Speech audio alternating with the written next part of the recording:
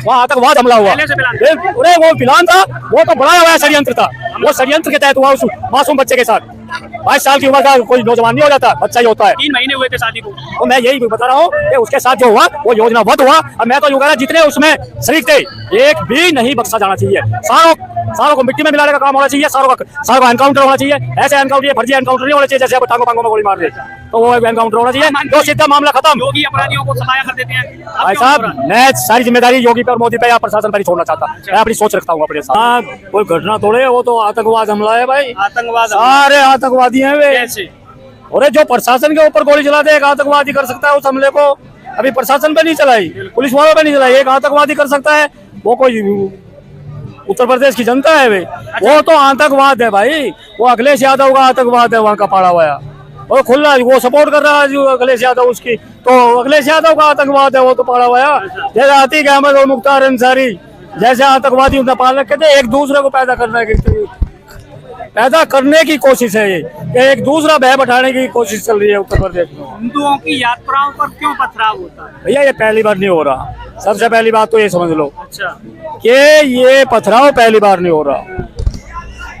हिंदुओं की यात्रा हो या जागरण हो, ये पहली बार पथराव नहीं हो रहा, पहली घटना नहीं है ये तो महीने में 4 बार करोगे तुम, 4 बार पथराव होगा। अच्छा, 6 बार करोगे 6 बार पथराव होगा। तो इसके लिए बढ़ावा कहाँ से मिलता है उनको? बढ़ावा मिलता है, बता रहा हूँ, सारी चीजें बताता हूँ भाई साहब अभी आपको। बढ़ावा वे राजनीति पार्टी देती है जो से उनको आज सपोर्ट और मासूम बता रहे हैं, तो वे कराते हैं इन अपराधों को। और इन अपराधों को रोकने के लिए हिंदू को सामने आना पड़ेगा।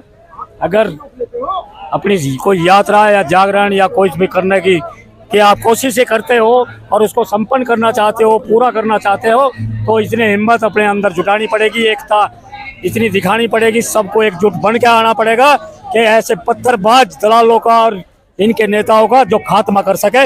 इन कटुओं का एक तो सरेआम उसी टाइम सड़क पे ही उनका जिस तरीके से वे पत्थर मारे, अगर एक मारे तो उसको 50 मारने की हिम्मत रखे। योगी जी के उस बयान पे अभी बयान दिया था हरियाणा में चुनाव के अंदर कि बटोगे तो कटोगे, उस बयान को लेकर क्या कहना चाहोगे? ये बयान वो सच है, ये सामने उसका परिणाम है। अच्छा, बटे हुए हैं तो अब देखो परिणाम, भुगतो इसको, ये बटने का ही तो फल है। अच्छा, वहाँ और भी लोग हो, यात्रा में हिंदू यात्रा निकल रही थी, वहाँ गोपाल मिश्रा को बचाया क्यों नहीं जनता ने? ये बात सुनिए 1 मिनट, मैंने क्या कहा, वहाँ घटना नहीं हुई, वहाँ आतंकवाद हमला था। वो हमला था, आतंकवाद का हमला था, एक क्या लग रहा जनता के ऊपर था, षड्यंत्र रचाया हुआ है, षड्यंत्र योजनाबद्ध था वो।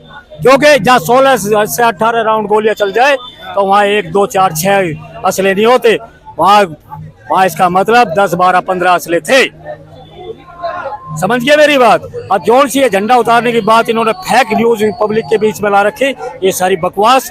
जो आदमी, जो नेता जैसा अखिलेश यादव जो ये कह सकते हैं संवेदनशील इलाका है वो, वहां से यात्रा नहीं निकालनी थी, तो एक संवेदनशील इलाके में एक हिंदू सनातनी कैसे दूसरे की छत पे चढ़ सकता है? उन कटुओं की छत पे कैसे जा सकता है झंडा?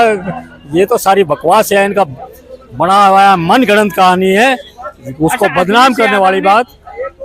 संवेदना क्यों व्यक्त नहीं की गोपाल मिश्रा? भैया इसलिए नहीं करी क्योंकि यो उस जिहाद, उस आतंकवाद, उस कटुओं की नाजायज औलाद है जिनका सहयोग यो हमेशा चाहता है और जिनके तड़वे हमेशा चाटता है। ये वे ही क्या बिरयानी खाने वाले लोग हैं जिन्होंने आज तक उत्तर प्रदेश में आतंकवाद से अलग कुछ कराया ही नहीं। अगर राजनीति करी तो वो आतंकवाद पे करी, अगर कोई भी काम किया गया तो वो आतंकवाद के माध्यम से हुआ। चाहे मुख्तार अंसारी को उठा कर देख लो, या आतिक अहमद को देख लो, या मुजफ्फरनगर दंगा देख लो, या फिर लखनऊ दंगा देख लो, या फिर अब बहराइच देख लो, या इससे पहले मेरठ दंगे देख लो, तो सारे के सारे में